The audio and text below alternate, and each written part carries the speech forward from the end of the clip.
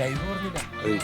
ഇവിടുന്ന് വിട്ടു കഴിഞ്ഞാൽ പോലീസ് ഒരു കുഴപ്പമില്ല. ഇത് ലൈവല്ല, ഒരാളൊരു അറ്റൻഡന്റ് ഇല്ല. എടുത്തോ പറയണല്ലോ.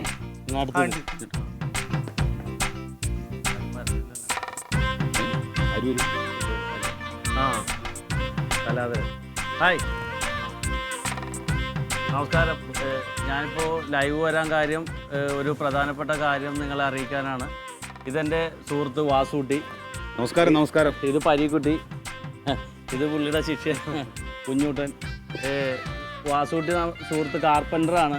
അദ്ദേഹം പണി കഴിഞ്ഞ് പോകുന്ന വഴി അദ്ദേഹത്തിന് കുറേ ആഭരണങ്ങൾ അടങ്ങിയ ഒരു സ്വർണ്ണപ്പെട്ടി വഴി, ഇതാണ് ആ പെട്ടി. ഇതാണ് ആ പെട്ടി. ആ പെട്ടി വഴി കിടന്ന് കിട്ടി.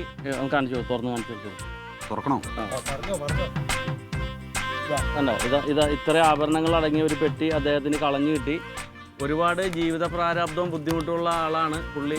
ഒരു കാർപ്പൻ്റർ കൂടിയാണ്. എന്നിട്ടും ആ കിട്ടിയ അതേ നിമിഷം ഞങ്ങളോട് സുഹൃത്തുക്കളോട് വന്ന് പറയുകയും ഞങ്ങളത് നഷ്ടപ്പെട്ടു പോയ ഉടമസ്ഥനെ തിരിച്ചേൽപ്പിക്കാൻ അദ്ദേഹം പറഞ്ഞ അനുസരിച്ചിട്ട് ഇപ്പം തന്നെ പോലീസ് സ്റ്റേഷനിൽ ഞങ്ങൾ എത്തിയിരിക്കുകയാണ്. ഇതിപ്പോൾ അദ്ദേഹത്തിൻ്റെ സത്യസന്ധത നിങ്ങളെ അറിയിക്കാൻ വേണ്ടിയിട്ടാണ്. ഇങ്ങനെ ഒരു മനുഷ്യൻ ഇതുപോലെയുള്ള കാര്യങ്ങൾ ചെയ്യുമ്പോൾ നമുക്കും അത് പ്രചോദനമാകും. ഞങ്ങൾ ഇതേ നോർത്ത് പോലീസ് സ്റ്റേഷൻ്റെ മുമ്പിൽ പോലീസുകാരൻ പിണങ്ങുന്നുണ്ട്. എന്നാലും ഞങ്ങൾ ഇതാണ് ആ സത്യസന്ധൻ. ഞങ്ങൾ ഈ മാല തിരിച്ചേൽപ്പിക്കാൻ പോണേ. നിങ്ങൾ നഷ്ടപ്പെട്ട ഒരു നോർത്ത് പോലീസ് സ്റ്റേഷനുമായിട്ട് ബന്ധപ്പെട്ട ഈ ആഭരണപ്പെട്ടി നിങ്ങളെ തിരിച്ചേൽപ്പിക്കുന്നതാണ്. അപ്പോൾ ഇത് SIക്ക് കൈമാറാൻ പോവുകയാണ്.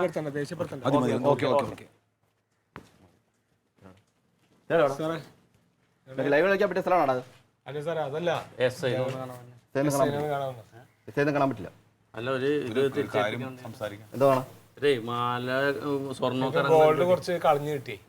അപ്പൊ മൂപ്പർക്ക് അത് സ്റ്റേഷനിൽ ഏൽപ്പിക്കണം എന്ന് വിചാരിച്ചിട്ട്. ഈ സത്യസന്ധരാണ് ഇപ്പൊ ഞങ്ങളുടെ കൂടെ ഉള്ളത്. തിരിച്ചേൽപ്പിക്കാൻ വേണ്ടിയിട്ടാണ്. എണ്ണിയതാണ്. എണ്ണി വെച്ചിട്ടുണ്ട്. ഇപ്പുറത്ത് 10-30 പവനുണ്ട് സാറേ.